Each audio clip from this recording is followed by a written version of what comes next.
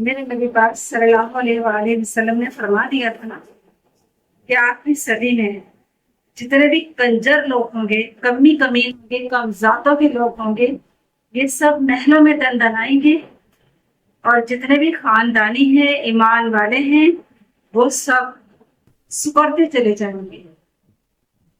سکڑتے چلے جائیں گے مطلب جتنے بھی ایمان والے ہیں، خاندانی لوگ ہیں، انہوں نے اپنے آپ کو محدود کر لینا ہے، وہ سمٹ جائیں گے، کیونکہ کچر کھانا عام ہو گیا ہے، گھروں میں ناچ گانا عام ہو گیا ہے، شرافت ختم ہوتی چلی جا رہی ہے، تمیز ختم ہوتی چلی جا رہی ہے، پیسہ پیسہ اور پیسہ ساتھ نعمت یہ شامل ہو گیا ہے۔ مغربی تہذیب کو اپناتے چلے جا رہے ہیں کہ ہم بڑے ویلڈن نظر آ رہے ہیں، ہم نے مغربی تہذیب اپنا لی، ٹھیک ہو گیا۔ جو دین کے معاملات ہیں، جو دینی تعلیم ہے، حاصل کر کر بھی اس پہ عمل نہیں کیا جا رہا، قطعاً نہیں کیا جا رہا۔ دین کی کس کو سمجھ رہی ہے؟ سب کو سمجھ ہے۔ قرآن کس نے نہیں پڑھا؟ نماز سب پڑھتے ہیں، ہر بات کی سمجھ ہے، ہر بات کا پتہ بھی ہے کہ مرنے کے بعد قبر میں کیا حال ہوگا، کیا حالات بنیں گے۔ اس طرح کے اعمال اکٹھے نہیں کیے جا رہے، ہرگز عبادات کو زندگی میں شامل نہیں کیا جا رہا ہے۔ عبادات کا ٹائم نکالا جا رہا ہے، کمپیوٹر پہ نکالا جا رہا ہے، موبائلوں پہ نکالا جا رہا ہے۔ گالی سے بات دینا بڑی فخر کی بات سمجھنے لگے ہیں لوگ، گندی بات پر ہنسنا۔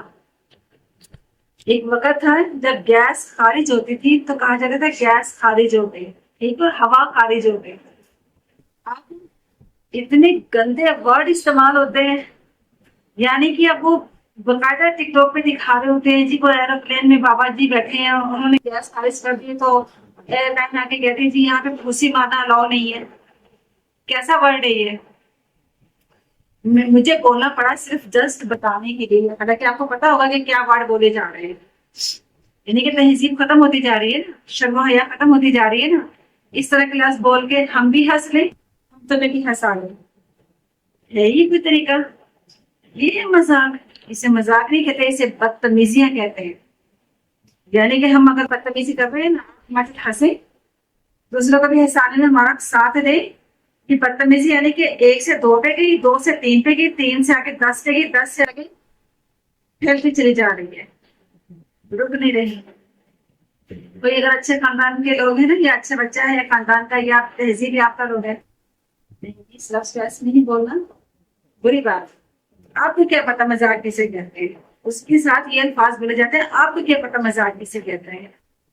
سب کو پتا ہے کہ مذاق کسے کہتے ہیں، سب کو پتا ہے کہ کون سے الفاظ بولنے چاہیے اور کون سے غلط ہیں، لیکن ہر غلط بات کو اہمیت دی جاتی ہے۔ بغیر دوپٹے کے ٹخنے بالکل ننگے ہیں لڑکیوں کے، بازو یہاں تک ننگے ہیں، آستینیں پہننا پسند نہیں کر رہی، ٹھیک ہے۔ اور سردی میں بھی دیکھیے گا، چلو گرمی میں تو جو دیکھنے کو ملتا ہے، سردی میں بھی نوٹ کیجیے گا، لڑکیاں کرشمہ کپور بن کے دکھا رہی ہوتی ہیں۔ استغفر اللہ، جی ہم بہت سا سردی بھی پڑ رہی ہے نا، ہم تو سویٹر نہیں پہنتے، ہم نے دیکھو صرف یہ پہنا ہوا، دوپٹہ بھی نہیں لیا ہوا، ہمیں سردی نہیں لگتی۔ کمال ہوگی، کمال ہوگی۔ بچے پتہ کیوں خراب ہو رہے ہیں؟ حالات کیوں تیزی سے خراب ہو رہے ہیں؟ والدین نے غلط قسم کی ڈھیل دینا شروع کر دی ہے، غلط طرح سے سپورٹ کرنا شروع کر دیا۔ بچے کا دل ہے نا، بچہ ہے نا، چلو کچھ ٹائم کرے گا پھر چھوڑ دے گا، یہ سمجھ نہیں آ رہی کہ کچھ ٹائم کرتے کرتے وہ پکا ہو جائے گا، وہ ویسا ماحول بنا دے گا، بگاڑ پیدا ہو گیا، آپ اس ماحول کا حصہ بن جائے گی۔ آگے آگے آپ لوگوں نے والدین نے برا ہونا ہوتا ہے، شروع میں ہی نہیں کنٹرول کیا، شروع میں ہی نہیں سمجھایا، تو وہ آگے آگے بچے نے جوان ہونا ہے اور اس نے پکا انہی باتوں پہ پکا ہو جانا ہے۔ آپ نے آگے آگے بوڑھے ہوتے چلے جانا ہے، پھر بڑھاپے میں آپ نے کون سی چھڑی پکڑنی ہے، بڑھاپے میں آپ نے کون سی ڈانٹنی ہے؟ بچے تو پھر تم جب خود سر ہو جائیں گے نا، انڈیپینڈنٹ ہو کے، تو وہ آپ کو اٹھا کے نا اولڈ ہاؤس پہنچا دیں گے کہ وہاں جا کے بیٹھے، ہم سے آپ کی نا اتنی باتیں نہیں سنی جاتی۔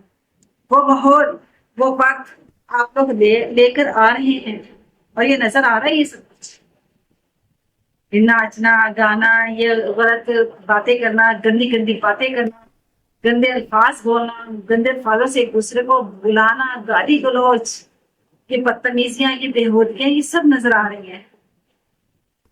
اور میں حیران ہوں آج کے والدین سے کہ اپنے اولادوں پر تنبیہ نہیں کرتے، انہیں روکتے نہیں، انہیں سمجھاتے نہیں، ان کے ساتھ سختی نہیں کرتے، یہ کہہ کے چھوڑ دیتے ہیں کہ آنے والے وقت میں ٹھیک ہو جائے گی، آنے والے وقت میں تو اور پکا ہو جائیں گے، پھر تو آپ کچھ بھی نہیں کہہ سکو گے، آپ ہی مجبور ہو جاؤ گے۔ کیا ماحول بنا دیا، کیا ماحول بن گیا، کس کو دیکھ رہے ہیں آپ لوگ؟ کس سے آپ لوگ اتنے زیادہ متاثر ہو گئے ہیں؟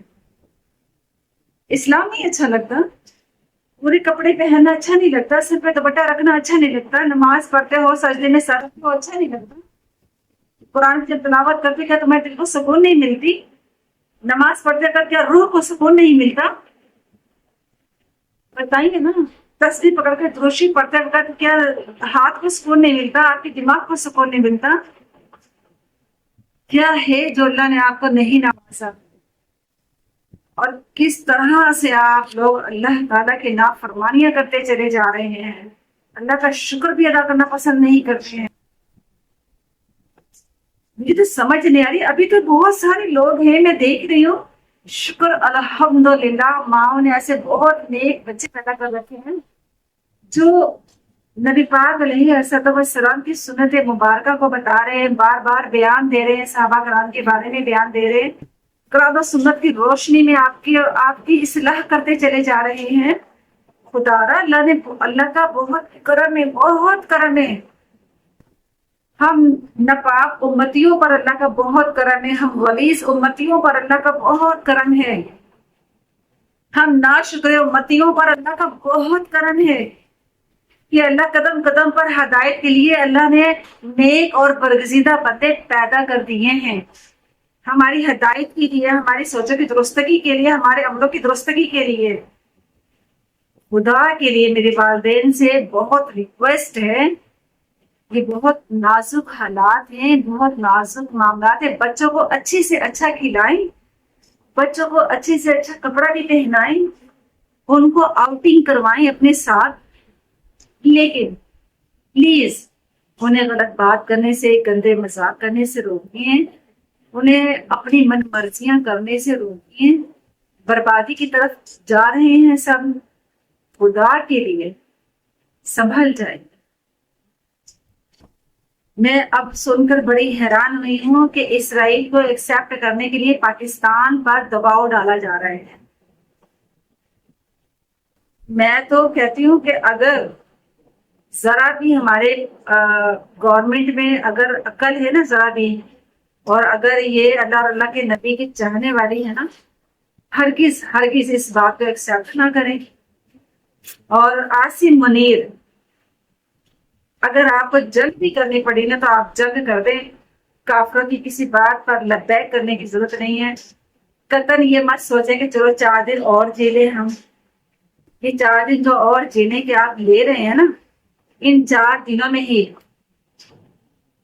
یہ امت مسلمہ کا بیڑا فرق کر دیں گے انگریز، یہ میں آپ کو بتا دوں، ان کو ننگا رہنا سکھا دیں گے انگریز، بھائی بہنوں کی عزت نہیں کریں گے، جس طرح وہ لوگ اپنے بہن بھائی میں کوئی رشتہ نہیں رہا نا عزت والا، اور وہ لوگ ناپاکیاں کرتے پھر رہے ہیں، غلاظت پھیلاتے پھر رہے ہیں، وہ یہ سب کچھ یہاں پہ کرتے ہیں، یہ ڈیولپ ہو جائیں یہ چیزیں یہاں پر، اور اسی چیز کو ختم کرنے کے لیے حتمی فیصلہ کیجیے، کوئی کمپرومائز نہیں کرنا۔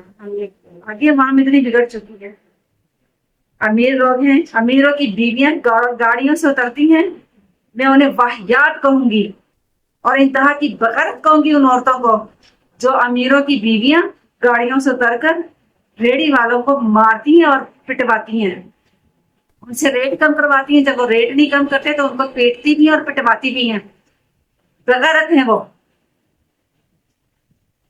جو اچھی ہیں ان کو نکال کر کہہ رہی ہوں میں۔